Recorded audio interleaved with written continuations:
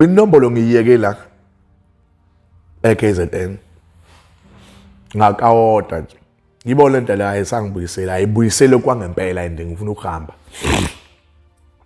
ngifuna ukwenza into ezibalulekile well ngayiyeka inombolo ngamube egebengwini umthetho wenombolo ukuthi there's no gate out, there's only one gateway in. Ngenile ayikho into ephumayo. Chama uphuma ngoba usuphuma ngoshimula. Now engiyibuka nje manje lento leni useless endiyangibambezela. I know. Kufike nje isikhathi uthi njengamanje inombolo ngiyayiyeka. Besides ngase ngishumayeza ivangeli kwangifikela namthi inombolo ngiyiyeke. Ngayiyeka ngempela inombolo. Ngayitshela igebengu ukuthi ayibafethu ngisahlehla la enombolweni. Kwathiwa phela ngalo kuphuma ngathi hayi sengilifojele mina lokuphuma. Enye into nje manje ngithi isibindi sibuye sisiza. Not ngoba bekwesaba. Noma bezokwesaba. Akekho umuntu osatsha omunye umuntu. Kodwa isibindi sibuye sisize ngoba ukube ngangomunye umuntu ngeke ngithi kube thiwa mhlambe wangisiza uNkulunkulu wangihlenga yes. Kodwa ube ngangingomunye umuntu oligwala ocashe ngenombolo. Babe yongikwazi ekseni noma beyongishaya ekseni ikhanda. Now ngayiyeka inombolo. Ngase ngikhosi province ngawaqedela isikole, ngasiqeda isikole, ngase ke enrolla neKC College. Ngenza namanye ama long term nama short term courses. For ukuthi umuntu mase ngaphandle azama ukuphila besides nokuzi equipa nje ngelekhona information.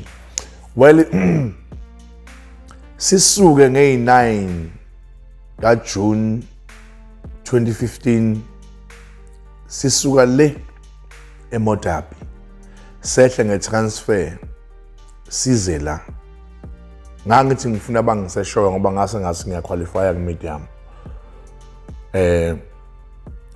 afike basilahle ngene eVaterfall. Yabona eVaterfall iziba sikaMaminzela umfana wasewesivile uyakhala eVaterfall yashawa ikhanda lishawa eksene emintamba mathi uwesivile yenza nje ayenza ilutho lapha emaplazini uyizwa yona ekhaya baba mina ngifuna ukubuyela eThekwini bantu bayidlisa amaphilisi lapha eVaterfall bekhala bafuna itransfer nawo phathi bakhona bayaqinisela nje amakhanda. So ngifica lapha kunabantu angishaya nabo inombolo engabashiya eqala kabusha. Futhi abazi sengiyekile inombolo. Umlayezo vele ke ejele ethiwa kunentambo endeka line shumi leminyaka. Ejele wenza into manje. Mhlambe within 30 minutes isifike kuwonke amajele lawa nje arelate nalejele kulo.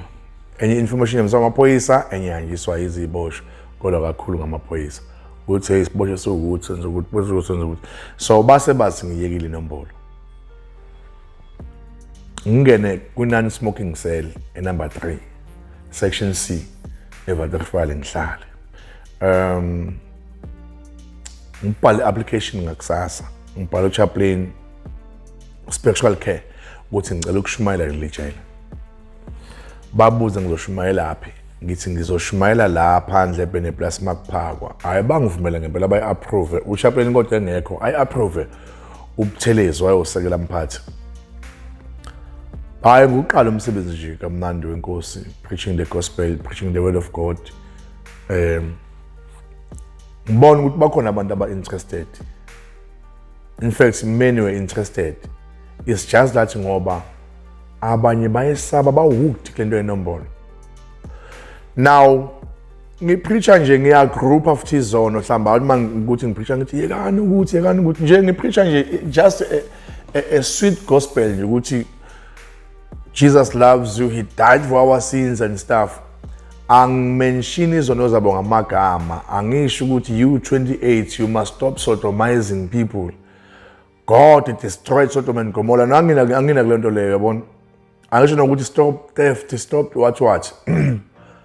Oh. Kanti lokhu ziyangiplanela nje igebengu. Ezinye ngihlala nazo la endlini yabantu abangabhemi.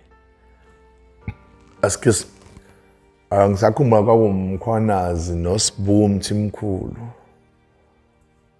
Abantu ababe Sibu Hadebe. Abantu engangibashiye eqala kabusha e-unit 12 maximum ngayama 16B, 16C. Ngase ngihamba ngetransfer emva mhlawumbe kwa 2 or 3 years ngikade ngibashile bona e-unit C. E-unit 12. Uma ngabe sengisewaterfall ngihlela eselini. Ngiyaxoxa vele nabantu babethi manje usho uswaye phumba inombolo ngithi asengaphuma enombolweni phela ngangiqinisile mina isinqumo manje ngisithatha nje. I believe ukuthi nabo they were part of ukuthi ngikwazi just because babehlela endlini la ngihlala khona. Uyazi babenzani babe collector imali protection fee kulabantu abangawushaya umthetho abahlala non smoking cell. Kuleya cell kwakucontributwa imali ngenyanga zayikhokha iboshwa o 150 be protection. Awungitshele uma bethiwa kukhokha i 150 protection eselini niba u 60 ngoba nabo babe amagwala nabo bekhokha be protection. Tanje 150 times 60. Imali yayikhishwa lapha ya ikhishelwa ukuthi protection sonke isiboshwa sasikuleya cell engangikuyo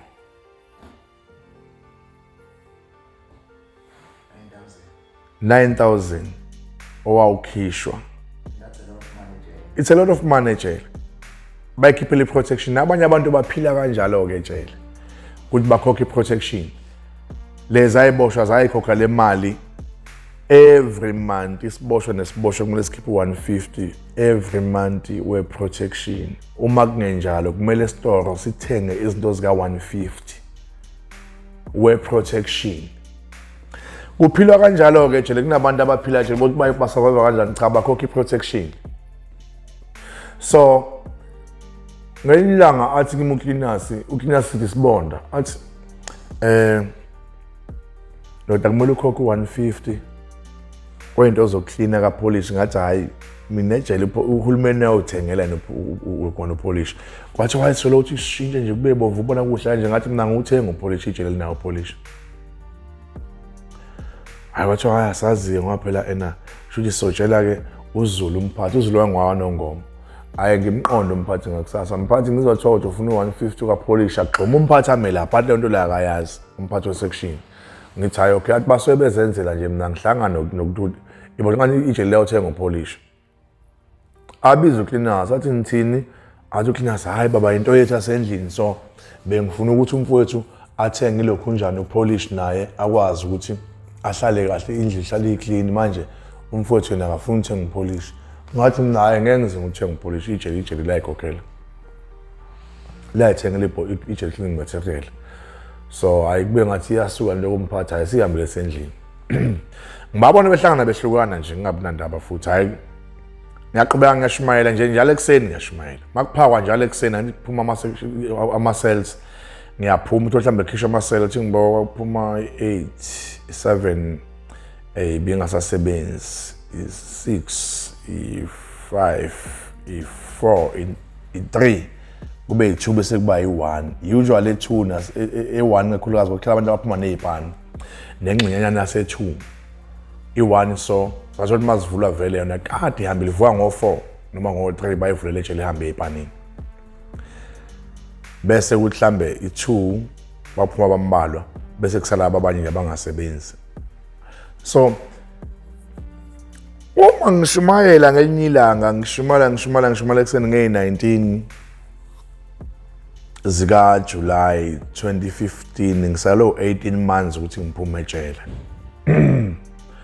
Mangithi nje ngifike ngijike ngiphenduke ngibhekele ngofike ngabe noline ngiyele bese ngiphinde ngibuya ngiyale ngalo la ngwakhona ngisho nayo ku-ST le external security yabaleka kwamemeza omunye usisi ukuthiwa uba uMasha owathi buya na kubulala umfundisi bengigwaza ingcaca.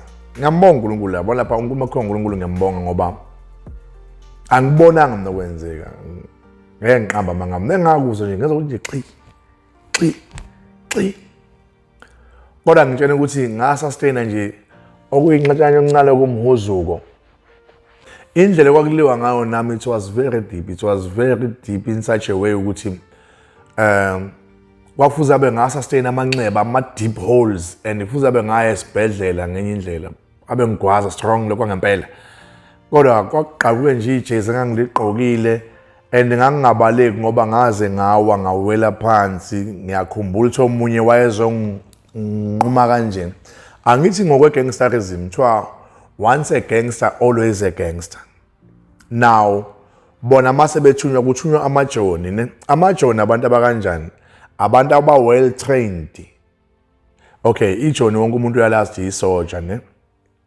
so laba babezongilokhunja babezongigwaza makuthiwa uthi ugwazwa amajoni kusuke kwazi ukuthi ayikhishwe nje ama best ama specialist uyabona ukuthi amakhishwe la ama specialist azobuya na eksene kuthiwa bazongikhumula imbiljisi ngoba ngangiyigunya labo so ngase ngiyayiyeka inombolo uyabona Mayethi lama specialist ama specialist uNkulunkulu awagejisa ngigeja ama specialist agcine ungigqabela nje impahla bangichithe nje kancane la ehlombe amanxeba amaningi ayigcwele kwiBhayibheli lekangiliphethe yabona kwaba nje imiracle ngoba kwathi noma sekukhulunywa kwathi esithima sibuyile lapha kwamenyeza kwathiwa na kube lokunjani na kube kwazi umfundisi then yabaleka ke ile khona igenge le ayibamba amaphoyisa yawalahla phansi omese ayibamba amaphoyisa ayabashaya ke njengoba ngisho esithi suki right mayishaya umuntu oswekwazi umuntu ayabashaya nje mabashaya abaphoqoza and ngangiqala ukubona inhliziyo yami igculiseka ngoba mhlambe sekwenzeka kimi so kodwa futhi can you believe ukuthi esibhedlela babesizwa yimi khona enye iphoyisa lehleliswe eMaximum lafike lasibingelela lathi kwenze njani kulapha leli phoyisa lengilethile lathi hayi bakwaze nanga umfundisi lavele laphuca leli tonfa lathi hawu nikwazi umuntu kaNkulunkulu nikwazi umfundisi ebathunuka wona lamathamba avele ngaphandle kwaze kwasho mina ngathi hayi nduna sebephanishwe bayeke wathi angizukuzwa ngawe ngifuna ukuthi bagwaza umfundisi nikwazi umuntu kaNkulunkulu wabaqhumisa manje wabaqhumisa ngeze ukuthi ngiyagculiseka kodwa inkinga sekuyilokho nje phela sebelimele ngiyakwazi ukulimala nami ngeke ngashawa then ke bathathwa ke ngayi mina sengibalungisa bengazi ngisukuma ngibafaka dokotela wasevisa mina kuqala wathi hayi laba ngizoke ngibayeke nje badliwe izinhlungu ngoba ejele thubu uShumayela cha ngizobayeka impela lapha ngizoba bazobe bathi nje ukuphola ngasikhathi liyagxiza igazi konke lapha kubo abasazi nokuthi bazothini kimi phela sihleli kanje ebhenjini elilodwa ejele awamaningi amabhenji esibhedlela babe banjwa yimi la ngibatatamisa beyohlala sapha ezitulweni khona ama wheelchair ukubagibeza so